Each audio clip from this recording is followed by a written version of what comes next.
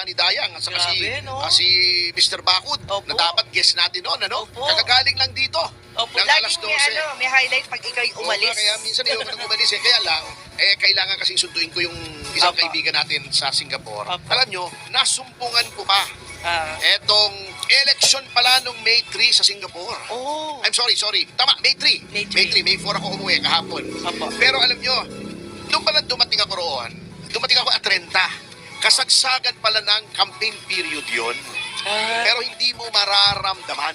walang ingay.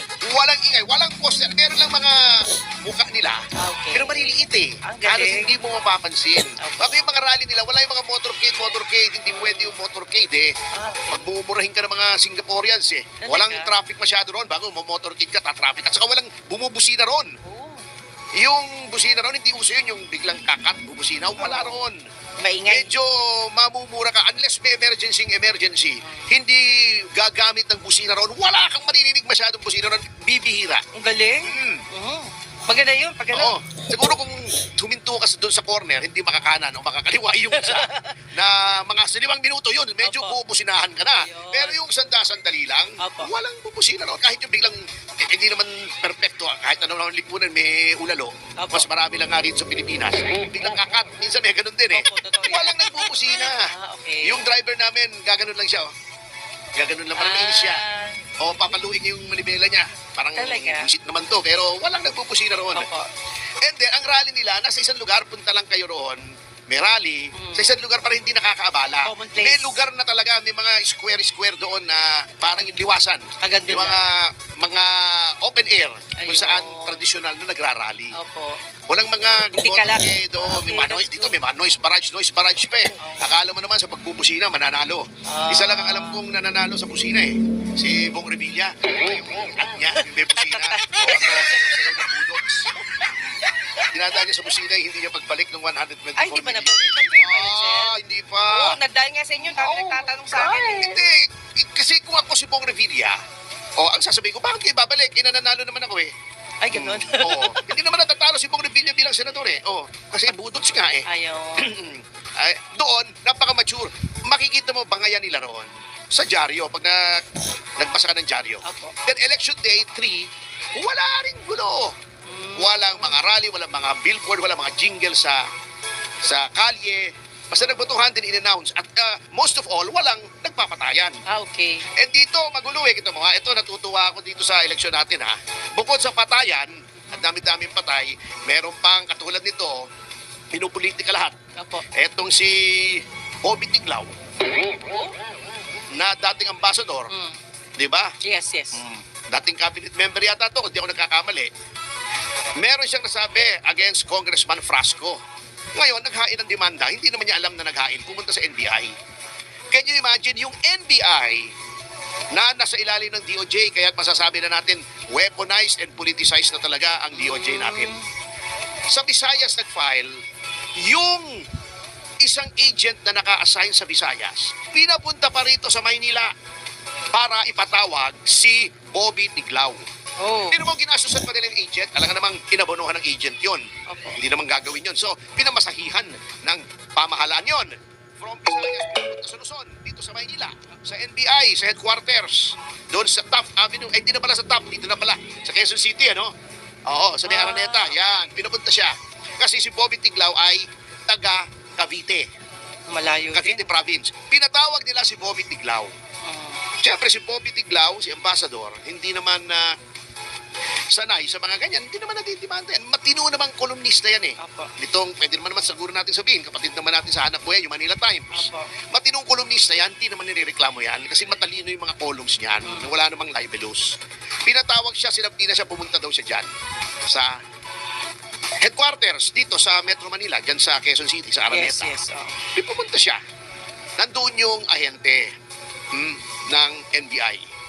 Sir, meron reklamo sa inyo si Congressman Frasco ng cyber libel ba or libel, whatever.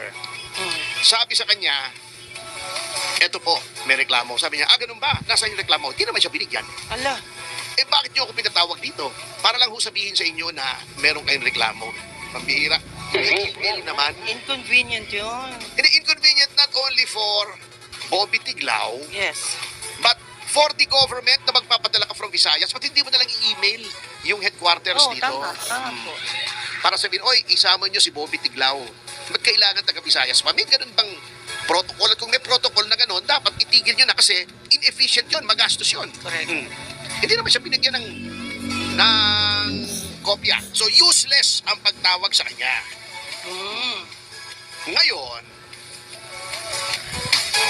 ang nangyari, siyempre, hindi niya alam yung kanyang, kung anong demanda sa kanya, siyempre, Correct. tahimik siya. Oo. Hindi naman niya alam na ganun. O, di wala siyang kasamang abogado. Opo.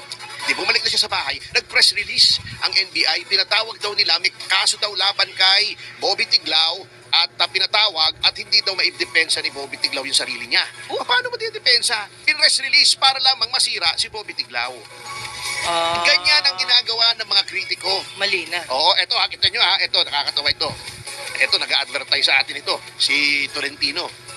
Meron daw na mga PR companies dito na binabayaran ng China para maghasik ng disinformation para ma-influensyahan yung May 12 midterm elections. Okay. Pinatatawag niya. Okay lang naman yan. Oh, dahil may service agreement daw between the Chinese embassy and isang kumpanya na Infinitus for public relations. May keyboard warriors daw, chu-chu-chu, hindi maintindihan, ano? Unang-una, ito ha, ang puntos ko. Number 1. Alam nyo, standard practice po ng kahit anong gobyerno na mag-hire ng PR firms sa ibang bansa para i-push yung narrative nila. I am sure, yung Republic of China na Taiwan, meron dito. Ang Pilipinas, I know this for a fact. Noong panahon ni Cory, merong PR firm sa Amerika. Yung Black Manafort, Stone and Kelly. Lahat po yan, standard practice yan. Kasi, ang aim ng embassy ay pagandahin yung imahe ng kanilang bansa sa ibang bansa. Correct. Kaya nga embassy, embahada yan eh. Tama. Di ba? Kaya nga sila naggagawa ng mga kawang-gawa. Lahat ng embassy, hindi lang Chinese embassy, nagkakaroon sila ng mga party para sa mga opisyal ng gobyerno. Yes. Di ba? May mga van d'honor sila. Yes, Di, yes, pagka yung mga independence day nila, iniimbita nila. Opo. Yung mga leading, hindi lamang yung public officials, kundi mga prominenteng mga mamamayan. Dignitaries, Halimbawa sa yes. Pilipinas, ako, at nakaka-attend ako dyan sa Malaysia, sa Spain, yan, mga van d'honor ang tawag dyan. Yung tinotoast, Opo, opo. yung Independence Day, tuwing Independence Day sa Republika ng Estonia, na imbita ko dyan sa Indonesia. Yan. Even sa US Embassy, noong panahon ni Mayor Lim, naimbita kami dyan dahil mayor siya. Yes. Nasasama kami bilang closest staff niya. Yan, ganun talaga yan. May mga naratiba. Yung uncle ko, si Rudy Topacio, nakalimutan ko lang yung J. Walter Thompson, Yes, yes. ang kanyang PR firm. PR firm. Wala na, yumao na si Uncle Rudy. Ano yan, magaling na bahista yan. Tumutugtog yan doon sa executive band kasama ni na Raul Manglapus. Wow. Yung may executive band, di ba? Yan. Opo. Na ngayon, ang leader na ay yung anak ni Manglapus, si Francis, anak ni Raul Manglapus. Opo. Yung J. Walter Thompson, nire-retain niya ng US Embassy.